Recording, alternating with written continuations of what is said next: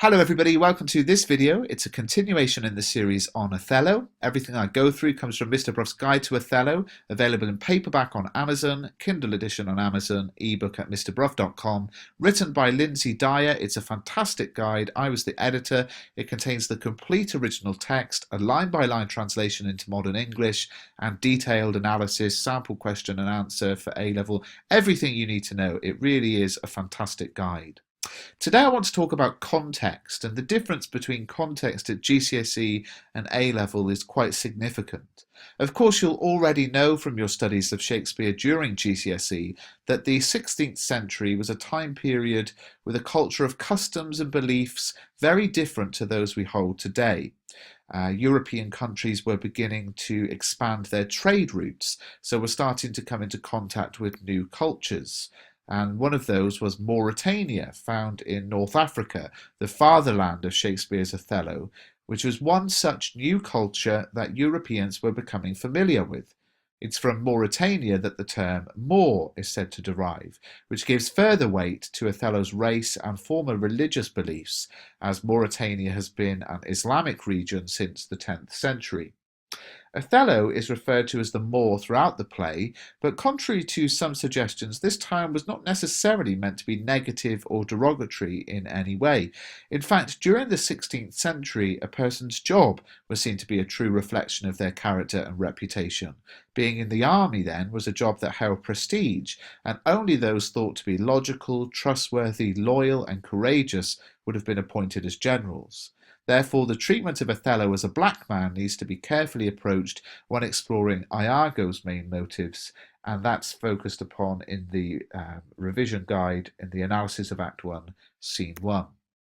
So let's have a think about Brabantio, Desdemona's father. He's worth careful consideration when establishing his motive for disliking Othello's marriage to his daughter. During the 16th century, the rules of marriage reflected the patriarchal society. Men made all the decisions for the family, and women were expected to be subservient and obedient. Assertive women were considered a threat to the social order. As is made very clear in Shakespeare's Romeo and Juliet, fathers would often choose a husband for their daughters from similar or higher social and economic rank. Marriage was considered to be much more like a business transaction and a way of improving a family's finances and status. When Desdemona marries Othello without her father's permission, then, she rebels against the social conventions of the time, which embarrasses her father.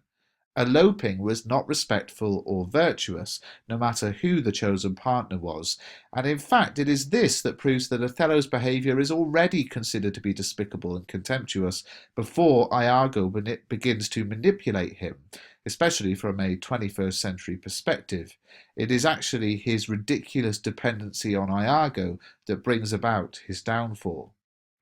The majority of the play is set during the late 16th century on the small island of Cyprus, but the plot begins in Venice, and these two disparate worlds, geographically dichotomous, would help to convince a 16th century audience that the rapid change in Othello and Desdemona's relationship was possible. Shakespeare's choice to set the play on the island of Cyprus amidst the imaginary destruction of the Turks by a storm is not historically correct. In 1571, the Turks had conquered Cyprus about 30 years before Shakespeare wrote Othello, but Shakespeare's dismissal of the Turks enables the Venetians to arrive safely on the island so the plot of Iago can proceed. Shakespeare often ignored historical facts to suit his plots, his audience, and his country. The Turks were actually the terror of Europe, and Shakespeare needed a big threat to move Othello and Desdemona away from civilized Venice. He would have also scored bonus points with a Christian audience deeply suspicious of one of the most powerful forces in Europe being Islamic. Western Europeans were suspicious of the Ottoman Empire, and Shakespeare set his play as a symbol of the struggle between the liberal Europeans and the savage Turks.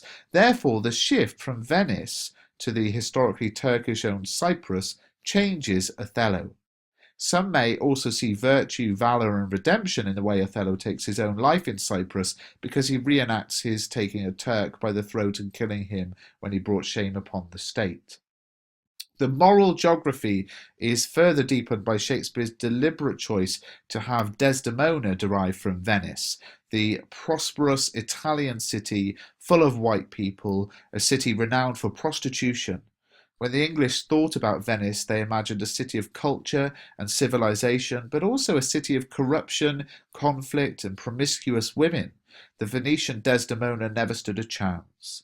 It is much easier for Othello to believe his wife could be unfaithful once Iago reminds him of the apparent behaviour of women in Venice.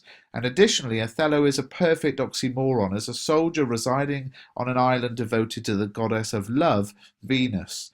It is tragically ironic that a great soldier dies for love in a war zone. Finally, to further appease the audience's view of England's power, Iago's name was carefully chosen. Spain was England's greatest enemy due to the competitive nature of colonisation, and the English feared invasion by the Spanish, yet continued to independently trade with northern Africa despite Spanish protest.